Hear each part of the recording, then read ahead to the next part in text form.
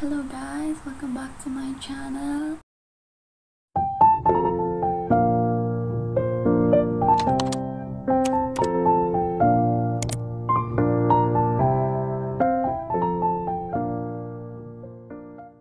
And this is Saiki Sai. Nagbabalik na naman ako at pagpasensyahan nyo na mahina ang boses ko kasi 12 na madaling araw. Ayoko kasi nang may maingay at pag umaga kasi dito ay maingay talaga. Ginawa ko siya ng gabi, tulog na lahat ng tao at saka jowa ay panggabi.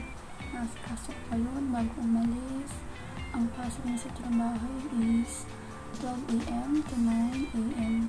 Pinalis ko muna siya para walang makulit at walang magulo, walang maingay. At tulog na rin yung baby ko.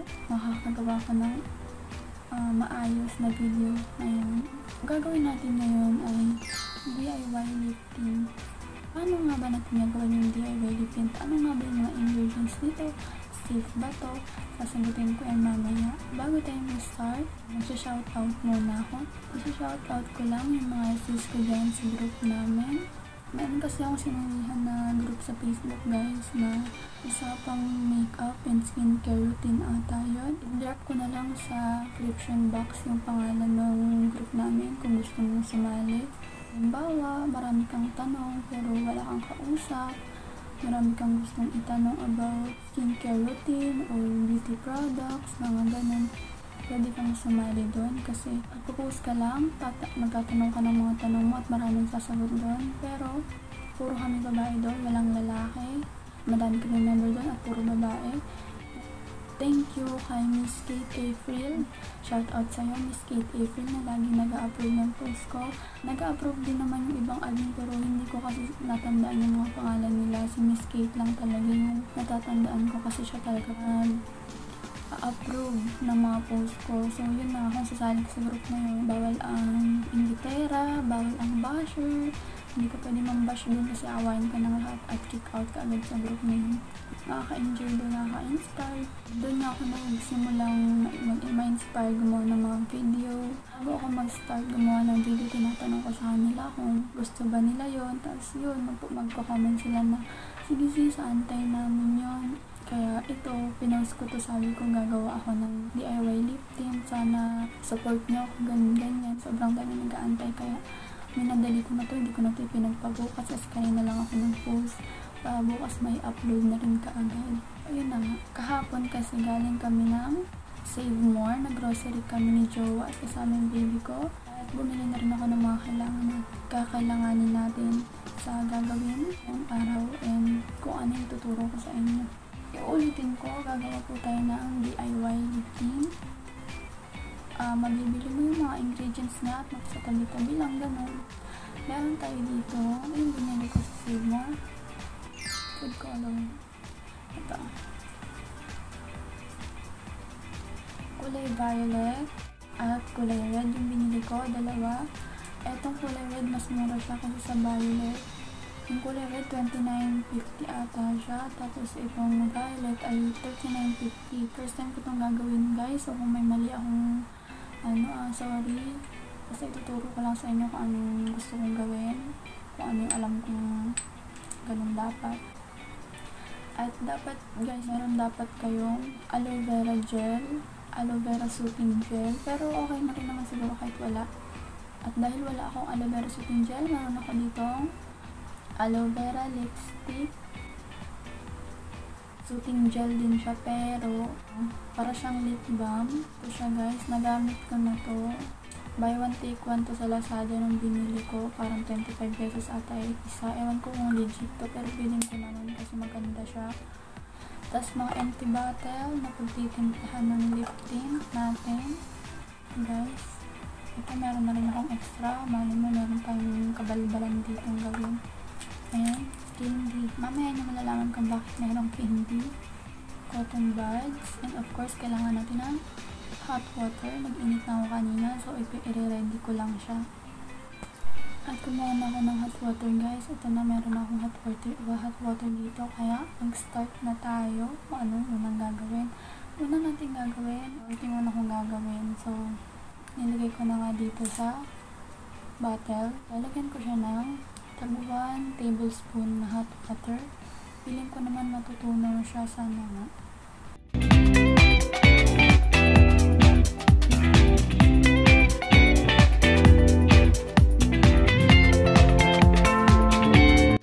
Tutunawin ko lang ito.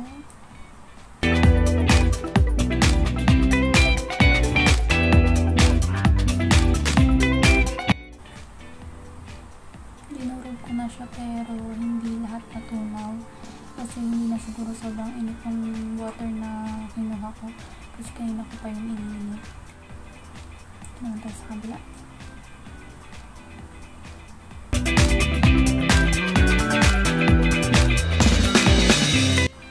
At bago ang lahat, ito palang candy na to ay para sa flavor. Para hindi mapait. Hindi naman ito mapait kasi food color lang naman to kahit na naman siya sa pagkain. Kaya sobrang safe nito. Tutunawin ko na siya sa tubig, yung dalawa na to. Ito yung pinaka-flavor natin sa ating lip tint. So, ilalagay ko muna siya dito sa hot water.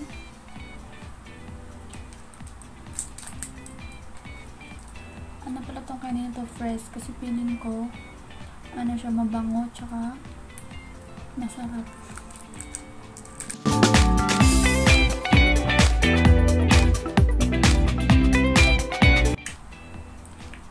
Sorry talaga kung mahinong boses ko. Gabi na kasi talaga mamaya makaka-istorbo na ako sa kapitbahay, diba?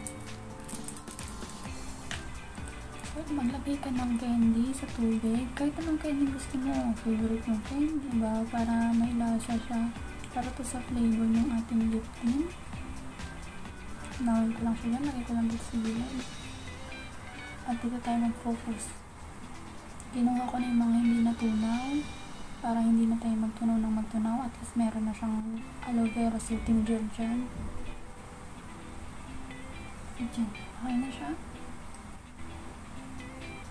Ilalagay na natin yung food color na binili ko. Lalagay ko na siya dito sa tinimpla natin hot water and soothing gel lipstick or lip balm. Dito yung violet. Ito yung red.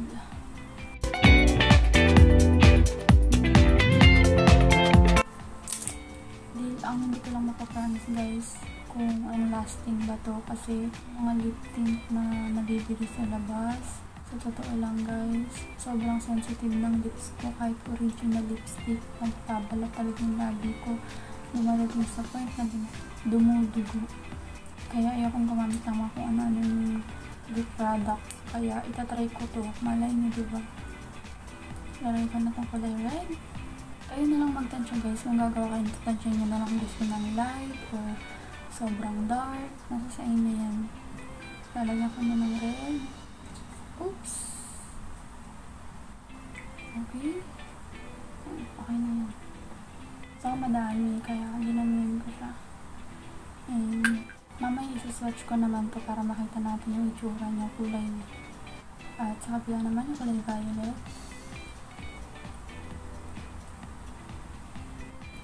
Oops.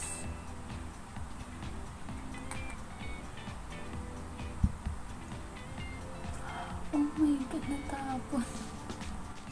Natapon siya guys. Yan na.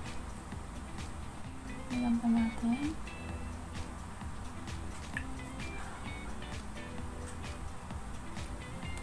Haluin ko na. Ito yung kulay red.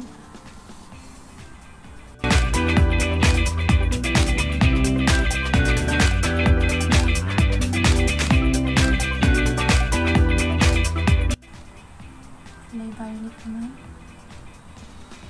Kumuha ako ng cotton buds kasi naubos na. So, ito naman kulay violet yung haluin ko.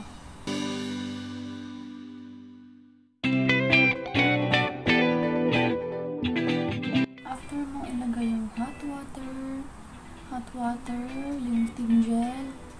Kung wala kayong soothing gel, okay lang.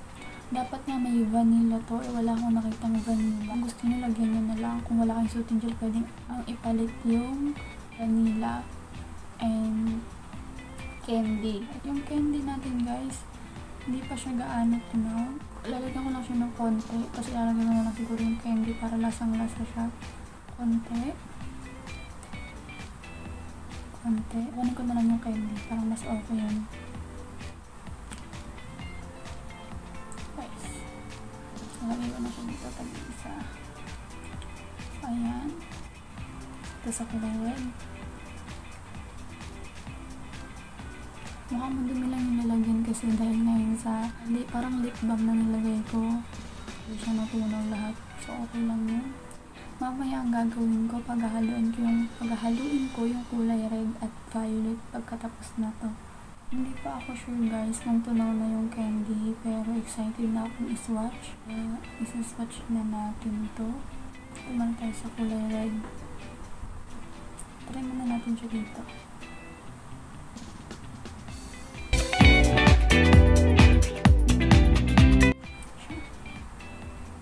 Diba? Sobrang pigmented niya. Dito naman tayo sa kulay violet.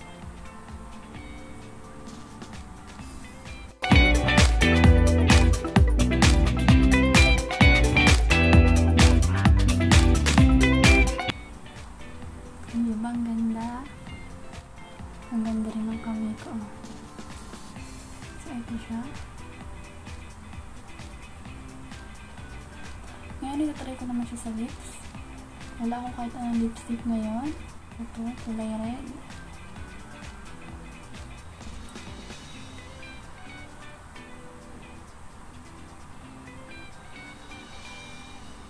Nice! Hala, ang ganda. Okay, ito. Ang ganda. Tingnan nyo guys. Sobrang affordable niya na. Tapos, the best pa. Yung lasa niya, wala siyang lasa. Yung candy, lumasa ng konti. Hindi pa siguro tunaw lahat. And, mabilis siyang matuyo. Parang lip tint lang din. Try kaya natin dito. Try ko dito ah.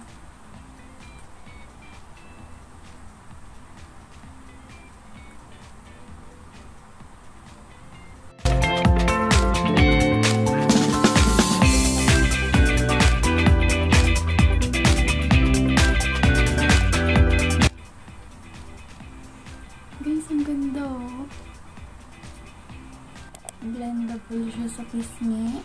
Hindi ka mahihirapan mag-blush kung yung gagamitin mo.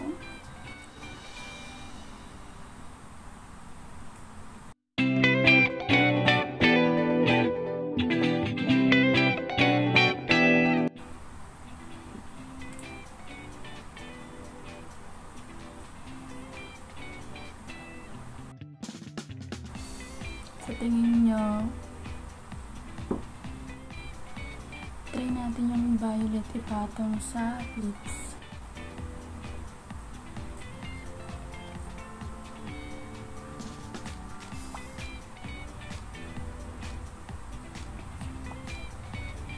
Hindi, wala akong masabi sa ginawa ko. Ang ganda. Yung violet, sobrang dark niya. Kung mahilig ka sa mga dark na lipstick or yung dito, okay to. Try naman natin yung paghaluin yung red at saka yung violet.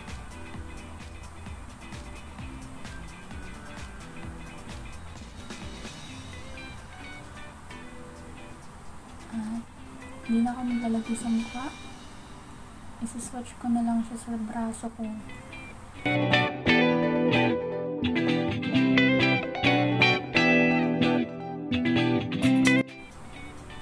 Enjoy guys.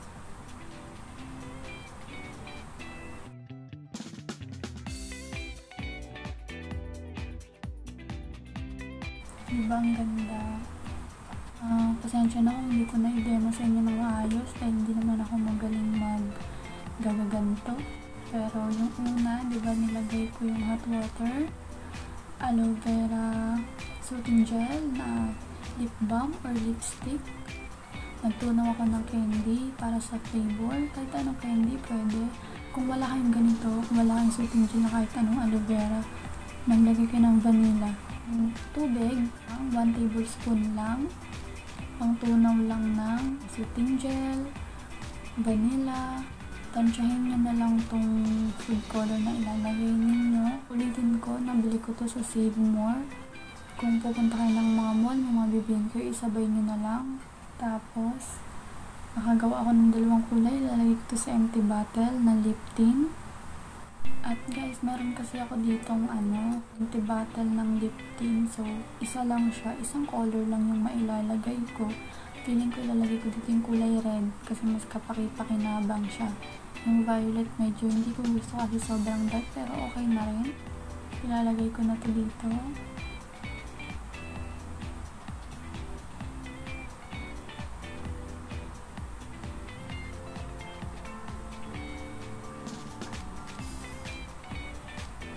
So guys, nilagay ko na siya.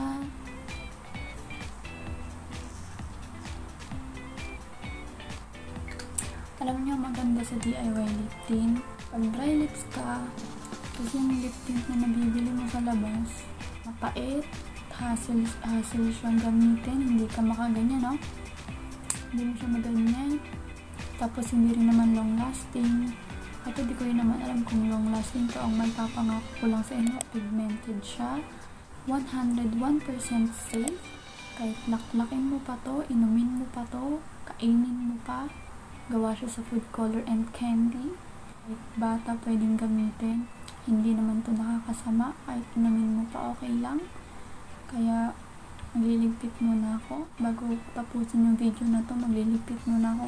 Siguro itong mga walang lalagyan, hayaan ko muna siya dito. Pag nakahanap ako ng lalagyan, tsaka ko na lang siya ilalagay. Kasi yung mga empty bottle ko ng lipstick, tinapon ko na. Kasi ito lalagyan to ng lip tint ko, tinapon ko. Bumili lang ako ng mura. Yung bumili ng marami, besh, ang mahal. 100 isa, tapos itatapon ko lang yung laman. Yung bibili na lang ako ng lalagyan. So yun guys, magliligpit lang ako. Magbabalik ako after ko magligpit. At ayun guys, tapos na nga ako magligpit. Ito na yung lip tint ko. Marami pa nga yung natira. Hindi ko na ilagay sa bote. Ito yung kulay red. Kasi feeling ko ito yung lagi kong magagamit. Kung sensitive yung labi mo, ihiyang sa kung ano-ano lipstick, maputla ka, kailangan mo ng pang araw-araw na panglagay sa labi mo. Na hinahanap mo. Tingnan nyo naman yung blush on ko. O, diba? Dapat nga bumili rin ako ng kulay brown na food color. Kaya lang wala akong nakita. So, dumampot na lang ako kung ano yung meron dun.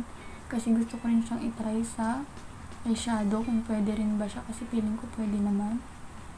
Like mo yung video na to kung nagustuhan mo siya. And don't forget to subscribe my channel.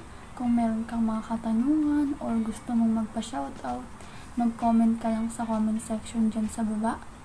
At ilalagay ko sa description box lahat ng ginamit ko. Pati yung procedure kasi baka hindi nyo naintindihan yung video. Okay lang?